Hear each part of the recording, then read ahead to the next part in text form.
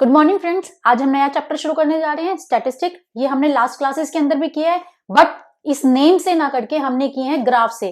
Graph है, linear equation in two variables है, उसके थोड़े थोड़े कंसेप्ट थोड़े से मॉडिफाई होके एक नई टर्म में आ गए हैं स्टैटिस्टिक में। अब ये स्टैटिस्टिक टर्म क्यों आई है, इसके अंदर क्या चीज है, क्यों ग्राफ से इसका नाम स्टैटिस्टिक हो गया, फर्स्ट ऑफ ऑल हम इसी से बात करते हैं। स्टैटिस्टिक के लिए इसकी जो डेफिनेशंस होती है, पर्टिकुलर डेफिनेशन होती है। हम ग्राफ के अंदर क्या करते हैं, हमारे पास कोई भी एक डाटा होता है, जैसे हम एनुअल रिकॉर्ड लेते हैं, आपका जो एनुअल रिकॉर्ड आता है उसके अंदर क्या होता है, कंप्लीट ऑल ओवर क्लास का जो डाटा होता है, आपका ऑल ओवर इंफॉर्मेशन होती है, उसको एक फॉर्म पे, एक लास्ट में एक पेज के ऊपर प्रिंट करके दे दिया जाता है।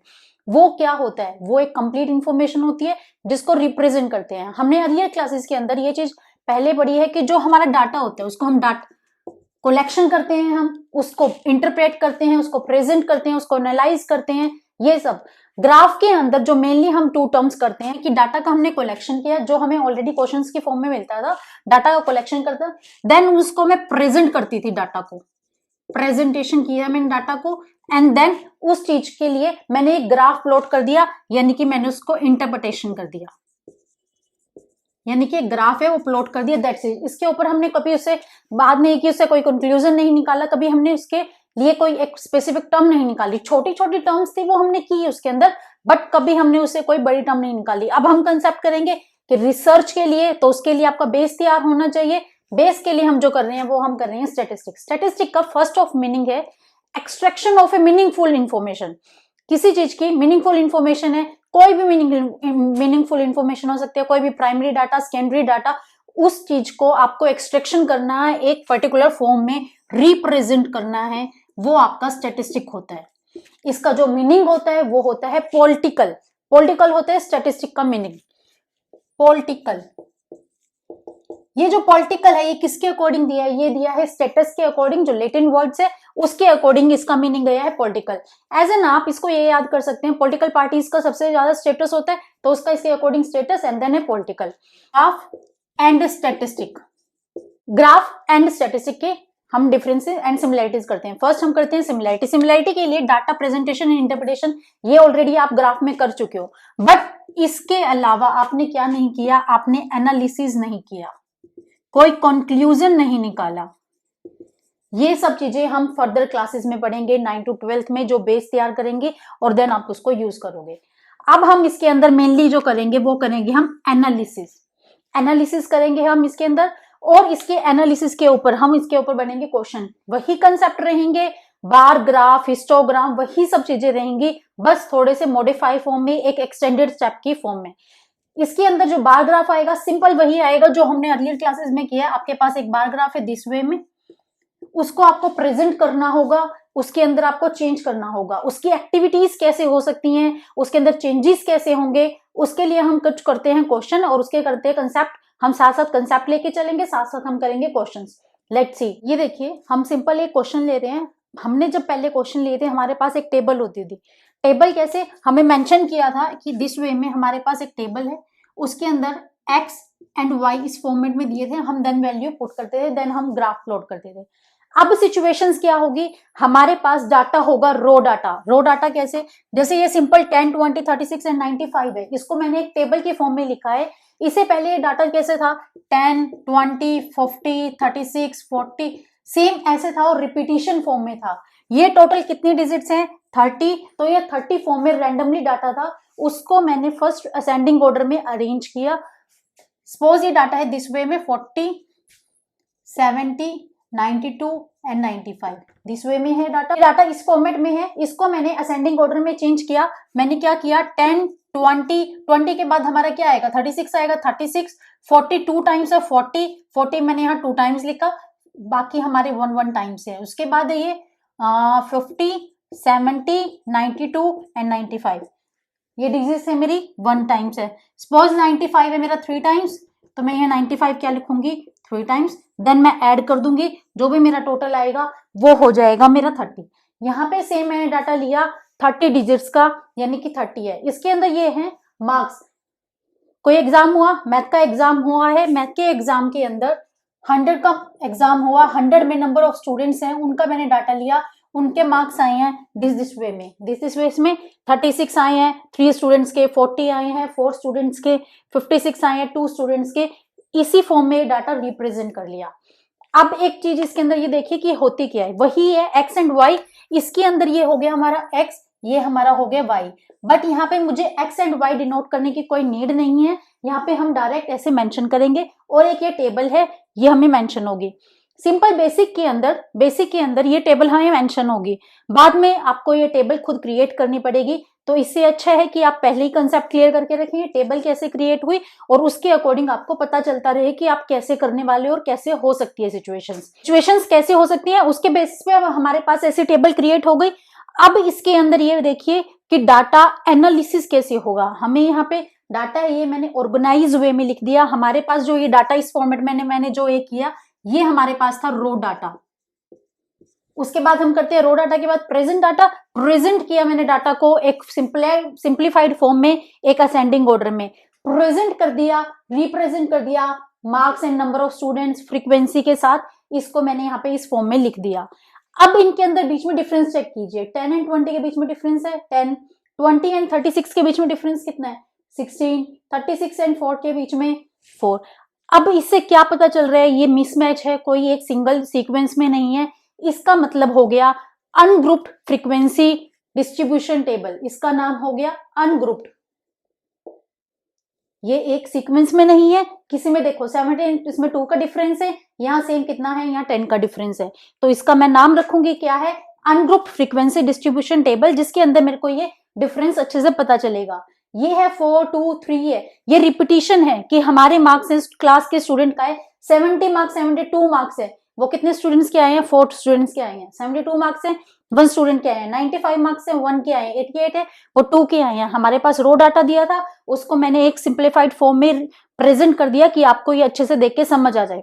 एक डाटा आपको इस फॉर्म में लिखा हो, आपको लिखा गया है ऐसे, आप उसमें एक एक चीज चेक करो, या आपको डाटा ऐसे लिखा हो, आपसे एज एन एवरेज यही सेम क्वेश्चन पूछ ले कि 88 मार्क्स हैं कितने स्टूडेंट्स के हैं, तो फर्स्ट आप इसमें चेक करके बता दोगे 2 स्टूडेंट्स के, एनालिसिस होगी। सेकंड ये पूछ ले 70 मार्क्स कितने बच्चों के हैं, 70 के लिए 4 हो गया। अब ये पूछ ले कि हमारी as an average passing marks हैं 40, ये पूछ ले कि बिलो 40 मार्क्स किसके हैं, 40 से बिलो कितने हो गए 4 3, बिलो 40 में आ गए 3 1 एंड 2, तो कितने हो गए 5 स्टूडेंट्स ऐसे हो गए जो फेल हो गए, जो बिलो 40 मार्क्स हैं, तो ये हमारी आ गई इसके अंदर।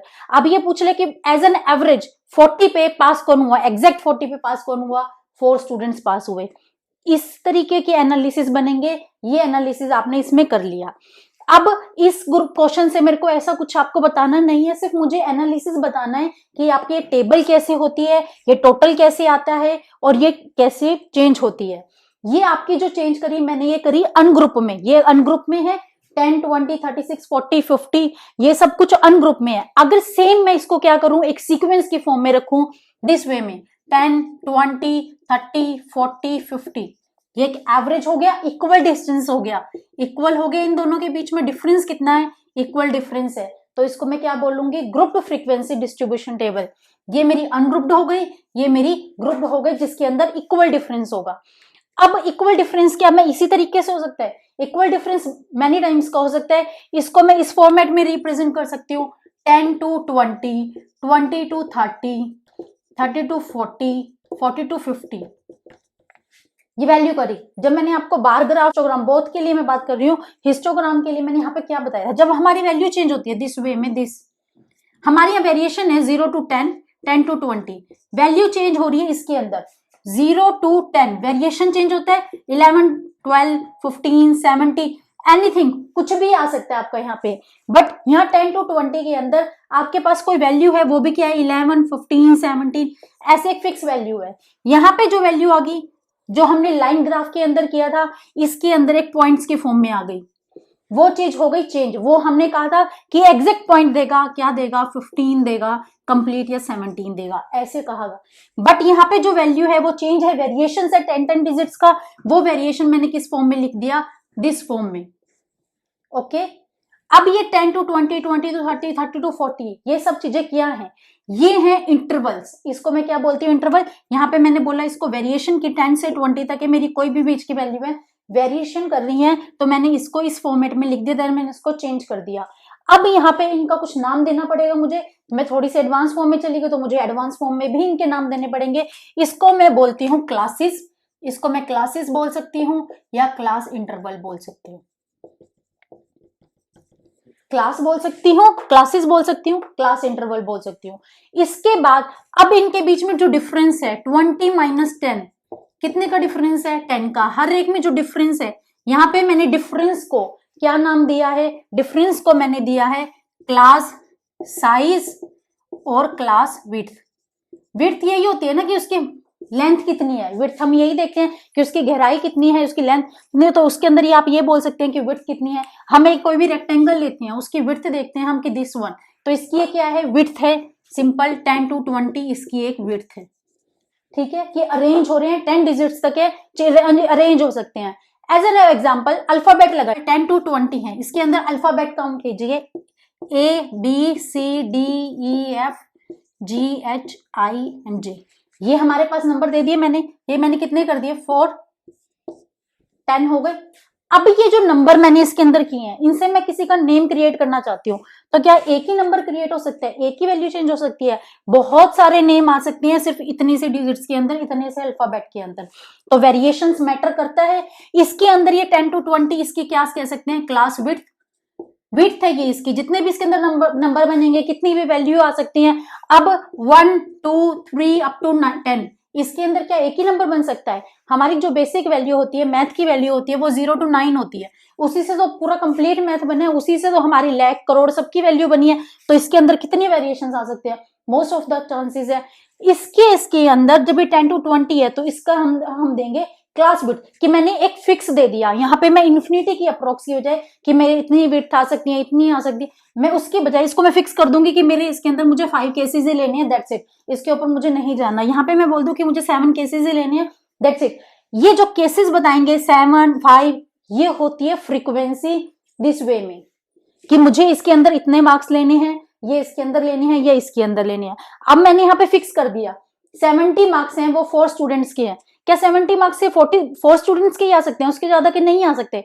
जितने का मैंने डाटा लिया होगा, जितना भी मैं प्राइमरी या सेकेंडरी वे में डाटा लूंगी, उसके पास एक प्री डिफाइंड फॉर्म होगी कि मुझे इतना ही डाटा लेना है, इसके ऊपर डाटा नहीं लेना, मैं उसी का एनालिसिस करूंगी, उसी को एक्सट्रैक्ट करूंगी, ना कि अदर वन को या अदर चांस को। ठीक है, क्लास विड्थ, क्लास इंटरवल, इन सब में कंफ्यूज मत होना। फ्रीक्वेंसी के लिए और इसके जो क्लास विड्थ हैं, ग्रुप्ड एंड अनग्रुप्ड के लिए, ये कंसेप्ट क्लियर हो गया होगा। डाउट हो हमें कमेंट बॉक्स में डालना। अब हम इसके ऊपर बेसिस पे मैंने आपको डिटेल बता दी कि ऐसे होगा, ये ऐसे होगा। अब इसके बेस पे जो बनती है वैल्यू और इसके अंदर जो क्वेश्चंस बनते हैं वो क्या होते हैं, ये भी हमारे क्वेश्चंस होते हैं कि हमारे 1 मार्क्स के ये पूछ लिए जाते हैं कि क्लास विड्थ क्या होती है, क्लास साइज क्या होता है, क्लास इंटरवल क्या होता है, ग्रुप्ड फ्रीक्वेंसी, अनग्रुप्ड फ्रीक्वेंसी कैसे हो सकती है। एमसीक्यू चल रहे हैं 20 मार्क्स, 30 मार्क्स के भी एमसीक्यू है, 10-15 मार्क्स के भी एमसीक्यू है, तो उस बेसिस पे तैयारी करनी है। तो एमसीक्यू के बेस पे अगर चैप्टर आता है तो इसमें क्वेश्चंस बन सकते हैं। इसके अंदर सेकंड क्वेश्चन जाता है रेंज। रेंज क्या होती है, रेंज तो मोस्ट ऑफ द टाइम है नेक्स्ट क्लासेस के अंदर, बहुत सारी चीजों के अंदर रेंज तो कंसेप्ट आता ही है और बहुत छोटा सा कंसेप्ट है।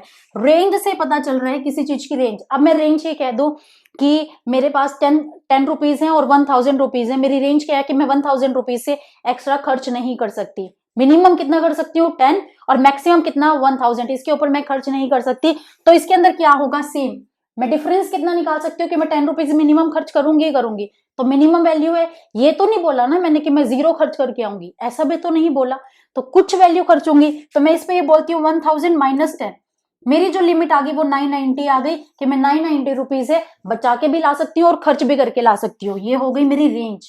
ठीक है, इसके अंदर अगर मैं सिंपल इस केस के अंदर निकालू, इसकी हाईएस्ट वैल्यू कितनी है 95, लोवेस्ट वैल्यू कितनी है 10 कर दिया, तो इसकी रेंज कितनी आ गई 85 इसकी रेंज हो गई कि 85 स्टूडेंट्स हैं वो इसके अंदर चेंज कर सकते हैं या नहीं कर सकते, या इसके ऊपर डिपेंड कर सकते हैं। रेंज कैसे हो सकती है कि इतना मैक्सिमम है इतना मिनिमम है, 85 है, यानी कि 85 तक है, उसके बीच में लाई कर रही है। एज एन परसेंटेज बोलते हैं, जैसे हम क्लास के अंदर कंप्लीट है ऑल ओवर रिजल्ट है, किसी का 60 है, किसी का 70 है, किसी का 80 है, 90 है, ऑल ओवर रिजल्ट मिला के सबका अगर हम 30 स्टूडेंट्स का लेते हैं तो वो कितना लेते हैं, 85 लेते हैं। तो 85 के अकॉर्डिंग हमारी जो परसेंटेज चलती है वो किस में चलती है, वो एक रेंज में चलती है, एक फिक्स क्राइटेरिया के फॉर्म में चलती है। रेंज हमारी उसी तरीके का क्राइटेरिया बताती है। ठीक है, मैंने grouped frequency distribution table ली है, उसी को मैंने रिप्रेजेंट किया है और उसी के कंसेप्ट को मैंने थोड़ा सा एडवांस फॉर्म में लिखा है। हमने ग्रुप फ्रीक्वेंसी टेबल में लिखा 10 to 20, 20 to 30, 30 to 40। मैंने ऐसे एक टेबल ली, उनके बीच में जो डिफरेंस है वो कम, डिफरेंस सेम है। यहाँ पे मैंने डिफरेंस जो लिखा वो डिफरेंस मेरा सेम है। क्या डिफरेंस सिर्फ 10 ही रह सकता है, डिफरेंस 5, 6, 4 ये भी हो सकता है, बट डिफरेंस सेम रहना चाहिए। इन एवरी केस 5 या इन एवरी केस 4 या 2, 3, बट इन एवरी केस। अब मैंने यहाँ सेम एग्जांपल लिया है दिस वे में। अब इस डिफरेंस के और इस डिफरेंस के अंदर, इन चीजों के अंदर चेक करो कि क्या चेंज है। जब यहाँ पे मैंने वैल्यू ली 20, बट यहाँ पे भी सेम है मेरी 20, यानी कि जो मेरा 20 है वो दोनों इंटरवल्स में चेंज हो रहा है, दोनों की क्लास साइज के अंदर इंक्लूड हो रहा है 20 बोथ में। 20 इसके अंदर भी है, इसके अंदर भी है, बट इस सिचुएशन के अंदर 35 है, यहाँ 36 है, इसके अंदर कोई रिपीटिशन नहीं है। नॉर्मली काउंटिंग के अंदर 35 के बाद 36 ही आता है। 35 टू टाइम्स तो नहीं आता ना, 36 ही आता है। तो यहाँ पे क्या है, 31 to 35, 36 to 40 है। यहाँ पे ये है, यहाँ क्या है 10 to 20 और 0 to 10, कोई भी एक नंबर। ऐसे है, रिपीटिशन है दिस वे में, इस फॉर्म में रिपीटिशन है। ये रिपीटिशन जो हमारा ये बता रही रिपीटिशन और ये रिपीटिशन, ये बहुत सेम है, बट इनका चेंज करने का सिर्फ एक स्टेप डिफरेंस है। वो स्टेप क्या है, इसके अंदर मुझे ये जो वैल्यू है ये फिक्स करने के बाद ही तो मैं इसकी कोई फ्रीक्वेंसी निकाल सकती हूँ। जब मैं कंपैरिजन करूंगी मुझे एक वैल्यू तो फिक्स करनी ही करनी पड़ेगी। इस केस के अंदर मैं वैल्यू फिक्स कैसे करूंगी, फर्स्ट ऑफ ऑल उससे पहले एक चीज आती है इसके अंदर, ये 20, 30 ये सब क्या है, इनके भी तो कुछ नाम होने चाहिए। ये होता है मेरा अपर क्लास लिमिट, ये होती है मेरी लोअर क्लास लिमिट। ये लोअर साइड है तो ये लोअर, ये अपर। सिंपल आइडिया लगा लो, 30 छोटा है तो लोअर होता है, 40 बड़ा है तो अपर होता है। Upper class limit, lower class limit. अब इस केस के अंदर क्या होगा, सेम होगा, ये मेरी अपर, ये मेरी लोअर। बट इसको मैं अरेंज कैसे करूंगी कि ये मैं इसको यूज कर सकती हूँ फ्रीक्वेंसी डिस्ट्रीब्यूशन टेबल में, और इसकी कोई मैं सोल्यूशन निकाल सकती हूँ, ग्राफ निकाल सकती हूँ। मैं इनको मोस्टली जो यूज करती हूँ वो हिस्टोग्राम या बार ग्राफ के अंदर करती हूँ। सपोज इसका मैं ग्राफ प्लॉट करने लगू तो मैं ग्राफ कैसे प्लॉट करूंगी, इसका ग्राफ मैंने प्लॉट किया 31 to 35 ऐसे कर दिया। नेक्स्ट है 36 से 36, क्या मैं इसके ऊपर ओवरलैपिंग करूंगी, ऐसे ओवरलैपिंग करूंगी, या मैं इसी चीज को एक कंसीडर कर दूं कि मेरी वैल्यू एक ही बन जाए। ओवरलैपिंग से बेटर है उसको मैं कॉमन कर दूं, उस चीज को मैं खत्म कर दूं। ये है, ओवरलैपिंग नहीं करनी, क्योंकि अब ये देखो ये ग्राफ बन रहा है, ये चीज हाईलाइट अलग से होगी तो ये ग्राफ थोड़ा सा अजीब सा लगेगा। इस चीज को खत्म करने के लिए मैंने क्या किया, मैंने इसके अंदर करा एक फिक्स करने के लिए। अब इनमें सिंपल ये देखो, ये मेरी अपर लिमिट, ये मेरी अपर लिमिट, ये मेरी लोअर लिमिट। लोअर लिमिट किसकी है, नेक्स्ट इंटरवल की, नेक्स्ट क्लास की। ये देखो क्या है 36 माइनस 35, बीच में डिफरेंस कितना आया, 1 आया। 36 एंड 35 मेरे बीच में डिफरेंस कितना आया। अब ये देखो फॉर्मूला जो होता है वो अपर माइनस लोअर होता है, upper limit minus lower limit होता है। बट यहाँ पे मैंने क्या किया, लोअर लिमिट में से अपर लिमिट माइनस किया। ये किया, क्यों किया, क्योंकि वैल्यू हमें पॉजिटिव में रखनी है, ना कि मुझे नेगेटिव में करनी है। सपोज आप ये कर सकते हो 40 माइनस 41 माइनस 40 सेम आएगा, या मैं इसको क्या करूं, मैं इसको 40 माइनस 41 करती हूँ, देन माइनस है, फिर मैं इसको चेंज कैसे करूं, नेगेटिव वैल्यू को फिर मैं पॉजिटिव में लेके जाऊं, देन उसको सोल्व करूं। इससे अच्छा है कि मैं यहाँ पे डायरेक्ट चेंज कर लूं और उसके बाद मैं बोल दूं कि मैंने लोअर लिमिट है, या उसको ऐसे बोल दिया, यही मैं कर लूं कि ये मेरा इज इक्वल टू 1 आ गया, क्योंकि मेरे इन दोनों के बीच में जो डिफरेंस आ रहा है वो कितना आ रहा है, 1। अब 1 है, दोनों का हिस्सा है, तो मुझे क्या करना पड़ेगा, मुझे 2 से डिवाइड करना पड़ेगा। 1/2 से मैंने इसको डिवाइड कर दिया, 1/2 से 1/2 से डिवाइड किया, तो देन क्या हो गया 0.5 0.5, तो 0.5 किसके पास चला गया, इसके पास 35.5 एंड इसके पास। अब ये मैं इसको 0.5 36.5 करूं, क्योंकि 0.5 इधर चला गया, 0.5 इधर चला गया, नहीं, ये जो 1 है 36, इसी में से -1 करेंगे जब भी तो 35 आएगा। इस 36 में से 1 करेंगे जब ये 35 आएगा ना, तो यहाँ पे क्या हो गया 35.5, यहाँ क्या हो गया 35.5। ये जो 1 लेके आई मैं, ये 1 का डिफरेंस निकालूंगी, ये मैं कहां से लेके आऊंगी, ऐसे ही अपने आप ले आऊंगी मैं 1 कहीं से भी। ये 1 मैंने कहां से लिया, इस 36 के पास से 1 लिया मैंने, 36 में से एक 1 किया, ये मेरी 0.5 में चली गई, देन इसने 0.5 इसको दे दिया। जैसे हम वैलेंसी में करते हैं, वैलेंसी एटोमिसिटी के अंदर करते हैं, हम एटम वगैरह निकालते हैं, उसमें क्या करते हैं, जिसके पास ज्यादा इलेक्ट्रॉन्स होते हैं वो दूसरे को दे देते हैं। सेम इसके अंदर किया मैंने, क्या किया, इसके पास वैल्यू ज्यादा थी, 1 था, इसने 1 इसको दे दिया, 0.5 इसने रख लिया, 0.5 इसने रख लिया। ये एक इक्वल बैलेंस में आ गए दिस वे में, जैसे ये इक्वल बैलेंस है दिस वे में आ गया। इसके बाद मैं इसको रिप्रेजेंट कर सकती हूँ, देन मैं ये बोल सकती हूँ कि 31 to 35.5 उसके अंदर 9 स्टूडेंट्स लाई करते हैं। ये कुछ भी हो सकता है, वेट, मार्क्स, कुछ भी आप कोई भी लगा सकते हैं। यहाँ पे मैंने जो क्वेश्चन लिया वो मैंने लिया वेट का, कि 30 to 35.5 तक मेरे इतने स्टूडेंट्स हैं, 9 स्टूडेंट है जिनका वेट इसके अंदर लाई कर रहा है। मैंने ये लिया इस तरीके से। ये क्वेश्चन हो गए जो मैंने आपके कंसेप्ट बनते हैं आपके एनालिसिस के लिए, ये तरीके मैंने आपको बता दिए। इसके बाद जो ये तरीके बने हैं, क्या ये ऐसे हो सकता है, इसका एक तरीका और हो सकता है, कोई डाटा हो सकता है, हमारे पास डाटा है, हमारे पास 30 डिजिट्स का, 40 डिजिट का, ठीक है, हमने उसके अंदर 1 करके हमने ये पेयरअप कर लिया, देन हम उसमें कर दिया। जहां हमारे पास डाटा हो 100 का, क्या उसको आप इजिली कैलकुलेट कर सकते हो, उसके अंदर हमें बहुत कंफ्यूजन हो जाएगा। उस केस के अंदर हम क्या करते हैं, ये मैंने एक रो डाटा लिया है, मैंने एक सिंपलेस्ट फॉर्म ली है जितना आपको अच्छे से समझ आ सके। देखो क्या किया है मैंने यहाँ पे डाटा लिया है 1 2 3 4, 4 and 4, 4 × 4 16 का मैंने डाटा लिया है। यहाँ पे 100 का डाटा नहीं लिया मैंने, यहाँ कितना लिया 16 का डाटा। अब 16 के डाटा के लिए मैं इसके अंदर भी रिपीटिशन फॉर्म में है, 10 20 एनालाइज करना ज्यादा इजी होता है किसी एक नंबर से, एक रैंडमली नंबर से। इस चीज को मैंने ऐसे चेंज किया। अब मैं इसके अंदर देखो क्या कर रही हूँ, यहाँ पे मैंने सेम किया, मेरे जो इंटरवल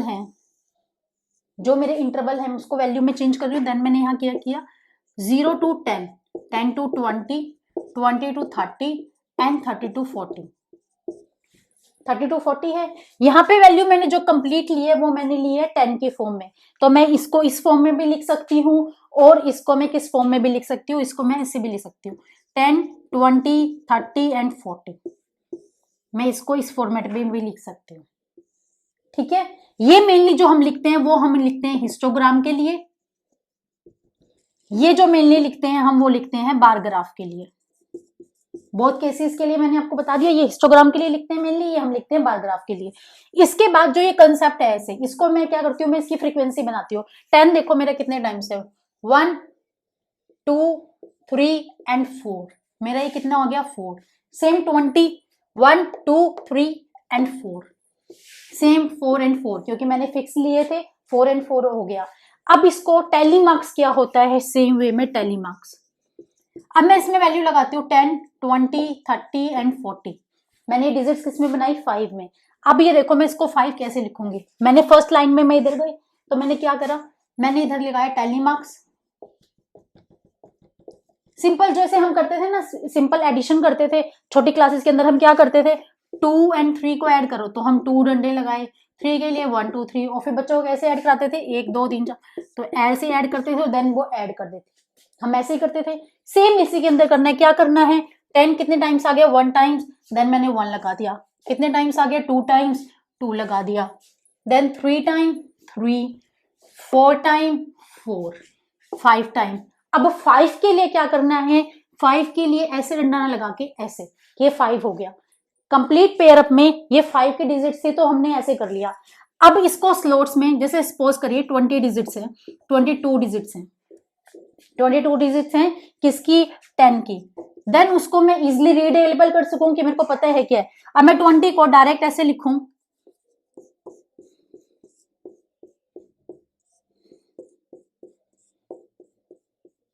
मैं 20 को डायरेक्ट ऐसे लिखूं तो मेरे को ये पता है कि ये 5 के स्लॉट बने हुए हैं, 5 के स्लॉट है, तो ये अकॉर्डिंग मेरा क्या है 20, मुझे काउंटेबल करने की नीड ही नहीं है, मैंने डायरेक्ट बता दिया। सेम मैं क्या करूं 22 के केस में, ये ऐड तो ही, देन मैंने 2 और लगा दिए इसके अंदर, तो ये मुझे ये पता है ये 20 है, देन 2 हो गया 22 हो गया ये मेरा। सेम केस में 24 के लिए 2 है, देन 3 and 4 कर दिया, तो मेरा पता चल गया मुझे 24 है, 25 के लिए एक पेयर और लगा दिया, देन 25 है ये मेरे। तो मैं इसको इजिली रीडेबल कर सकती हूँ, इजिली अंडरस्टैंडेबल कर सकती हूँ, इसलिए मैंने ये इसको फॉर्म में लगा दिया।